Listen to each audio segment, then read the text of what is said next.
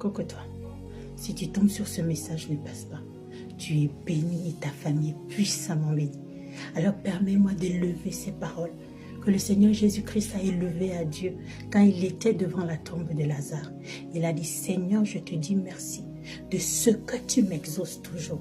Alors je remercie le Seigneur aujourd'hui de ce qu'il m'exauce toujours, de ce qu'il t'exauce toujours au nom de Jésus. Bien-aimé, Lazare était encore dans la tombe quand le Seigneur Jésus-Christ a rendu grâce. Bien-aimé, Jésus-Christ savait que Dieu avait déjà exaucé sa prière avant même qu'il n'ait ouvert la bouche. Je viens challenger la foi de quelqu'un ce matin, challenger la foi de quelqu'un ce soir. Bien-aimé, je ne sais pas ce que tu as demandé à Dieu et peut-être tu crois que ça n'arrive pas. Lazare était dans la tombe, il sentait déjà mauvais. Je ne connais pas la situation que tu traverses. Peut-être tu crois que pour toi c'est fini. Peut-être tu crois que pour toi il n'y a plus d'issue. Mais je t'en prie, dis à Dieu, Seigneur, je te dis merci de ce que tu m'exauces toujours.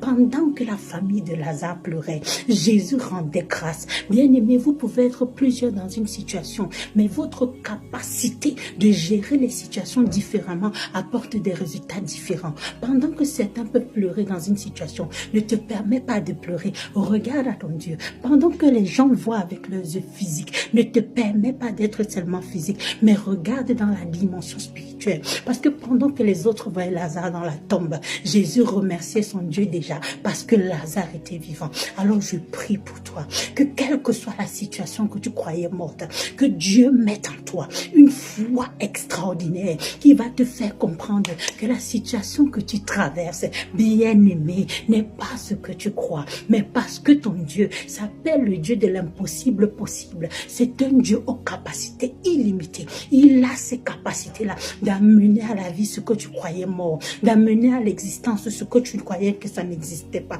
Oh Seigneur, je te bénis. Je te bénis parce que je sais que tu vas faire des choses extraordinaires pour tes enfants.